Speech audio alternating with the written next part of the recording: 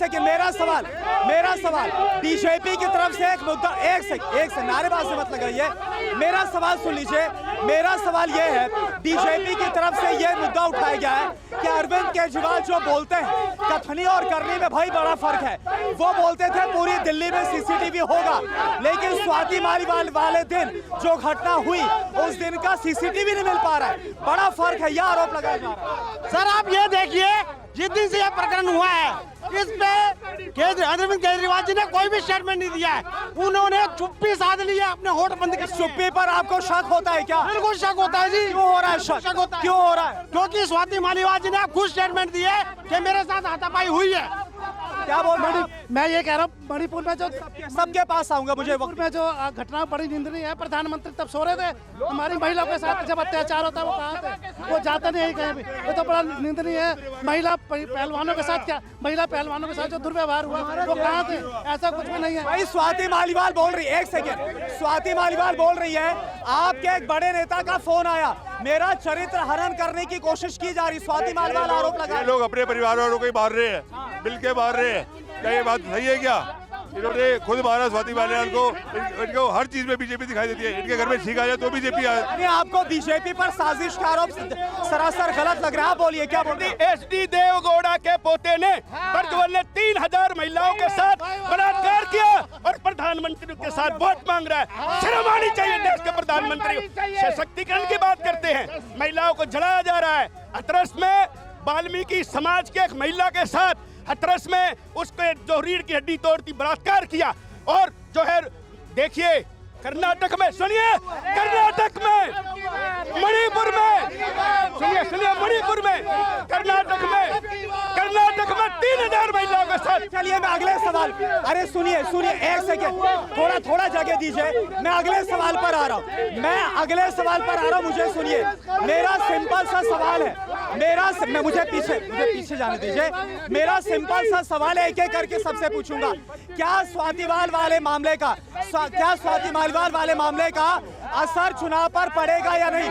हाँ या ना में बताइए। पड़ेगा नहीं पड़ेगा? नहीं पड़ेगा, आप बताइए। नहीं पड़ेगा, नहीं, आप बताइए। नहीं पड़ेगा। असर पड़ेगा या नहीं? बिल्कुल नहीं पड़ेगा। क्यों बोल रहे हैं?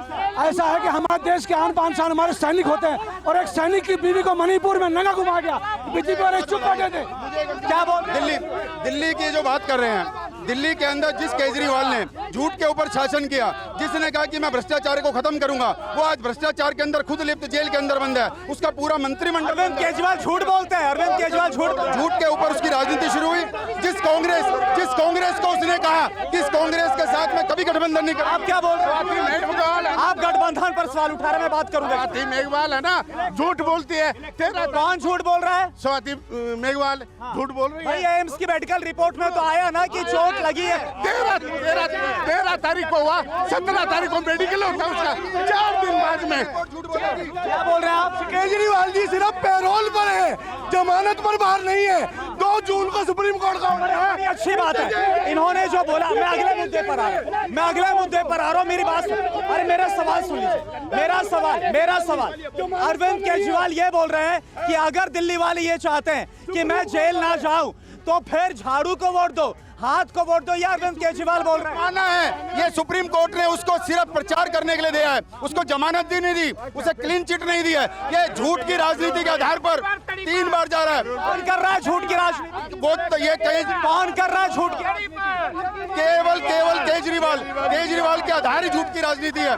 अच्छा हाँ, पैरोल पर ले जाना, संविधान में कहीं नहीं लिखा कि प्रचार करने के लिए एक मंत्री बाहर निकलेगा, ऐसा कहीं नहीं लिखा।